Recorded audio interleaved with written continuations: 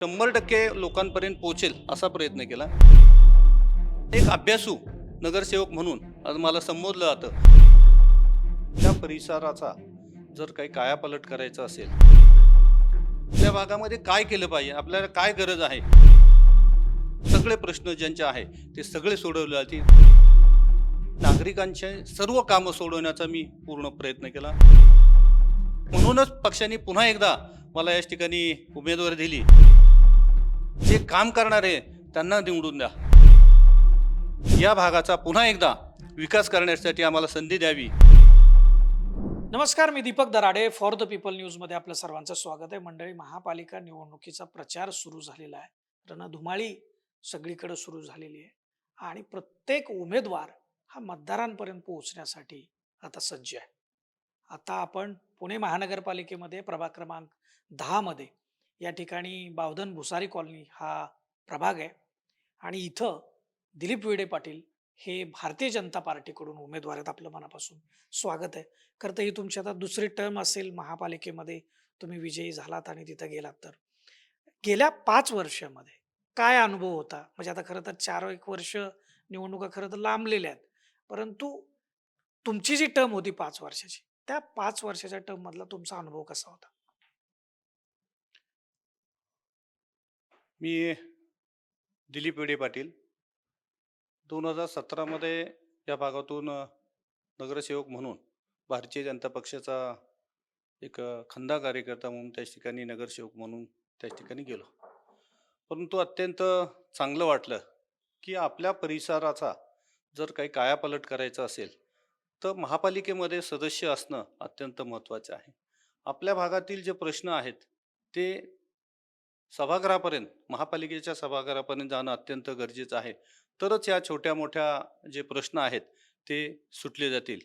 आणि मग G B असेल, जी बीमध्ये सुद्धा या भागातले प्रश्न आपण डायरेक्ट त्याच ठिकाणी सभागृहामध्ये मांडू शकतो आणि त्यामुळे ते सर्व प्रशासनाच्या माध्यमातून हे सोडवले जातात.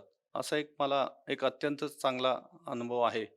आणि या परिसराचा गेले 17च्या पूर्वी या परिसरामध्ये इथला कोणताही नगरसेवक किंवा प्रतिनिधी नव्हता आणि 17 मध्ये गेल्यानंतर मला एक आनंद वाटला.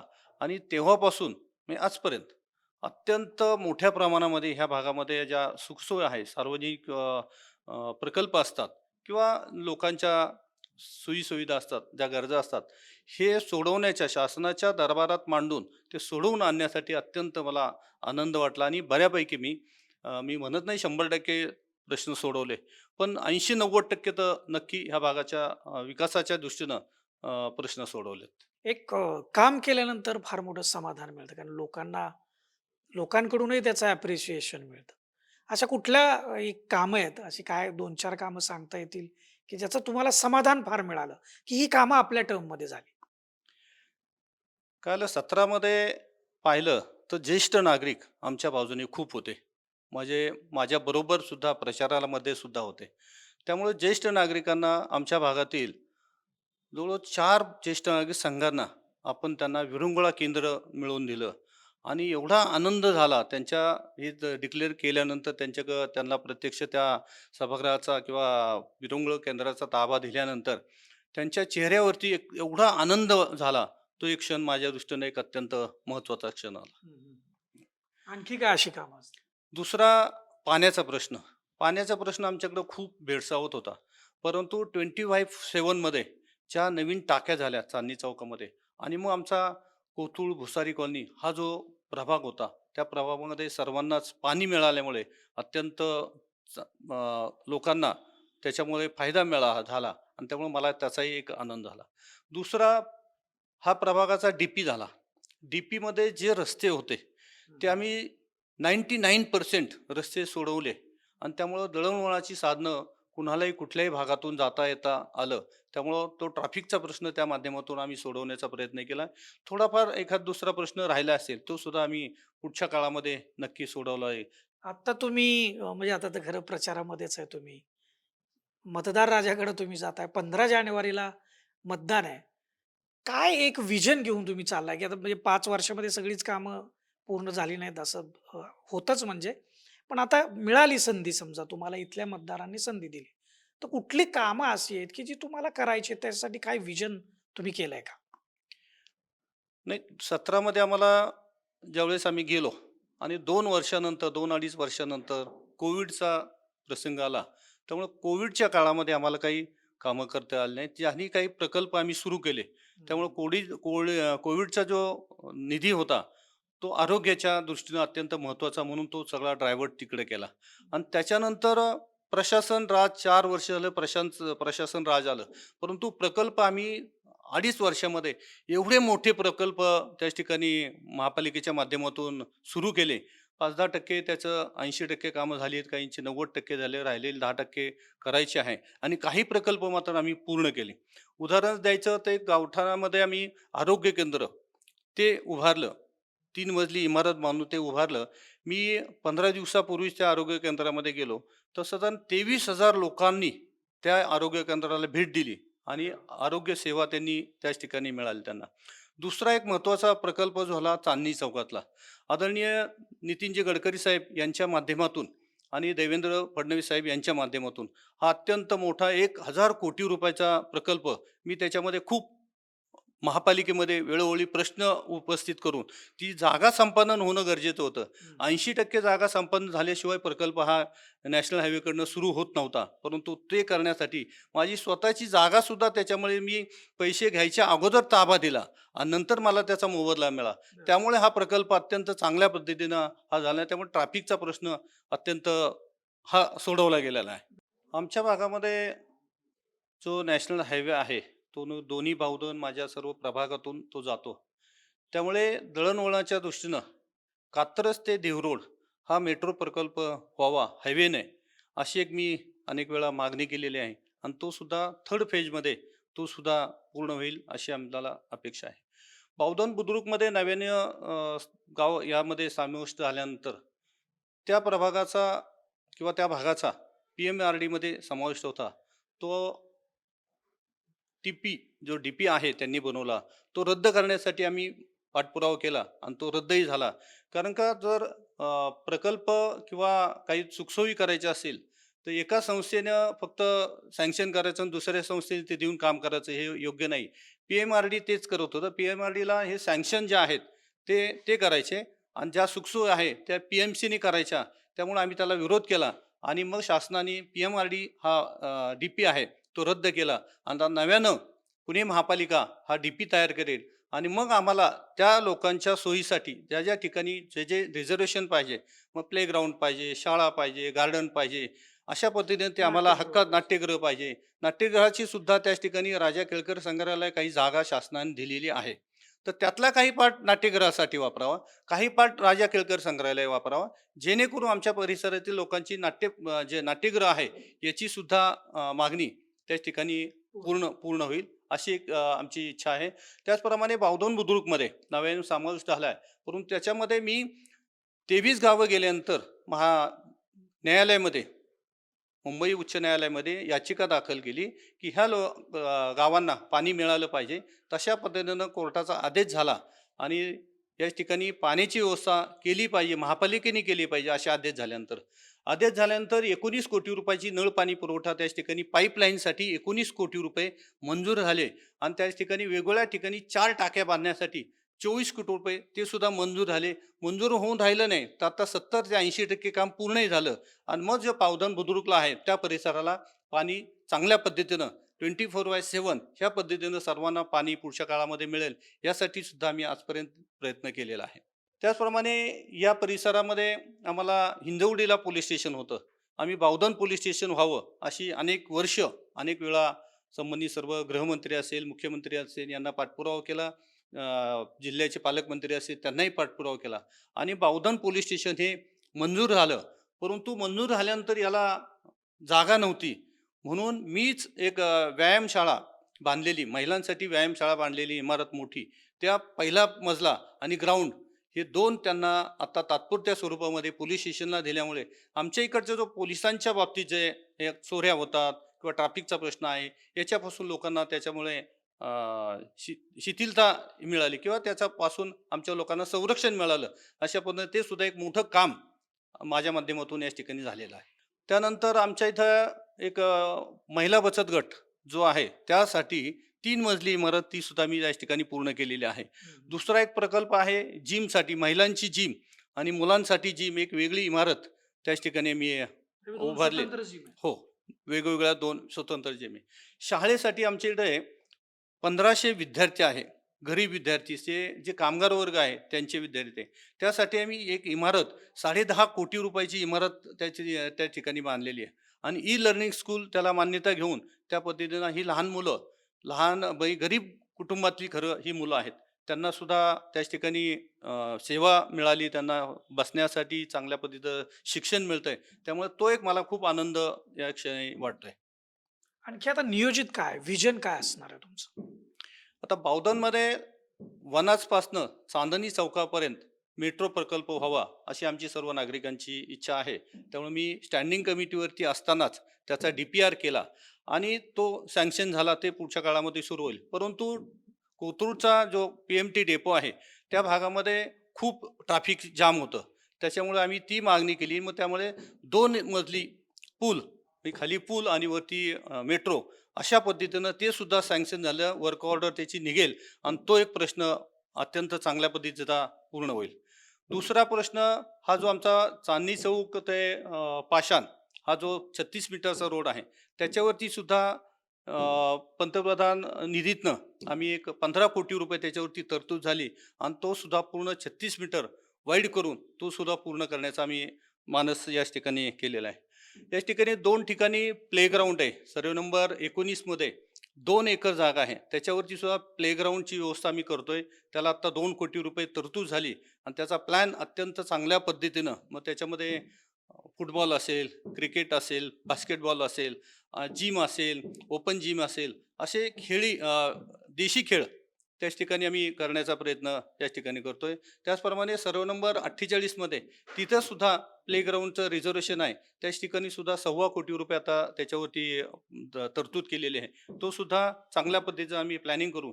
शक्यतो हे करत असताना मी शेजारच्या किंवा परिसरातील सर्व सोसायट्यांचे सभासद असतील किंवा नागरिक असतील, सर्वांना विचारून आपल्या भागामध्ये काय केलं पाहिजे, आपल्याला काय गरज आहे, त्याला प्राधान्य देऊन आम्ही त्या पद्धतीनं याच ठिकाणी सगळा विकास जे प्रकल्प आहे. लोक सहभाग तुम्ही त्याच्यामध्ये फार चांगल्या पद्धतीने घेताय. खरं त्याचंच एक उदाहरण आहे आणि त्याविषयीच मला तुम्हाला विचारायचं आहे.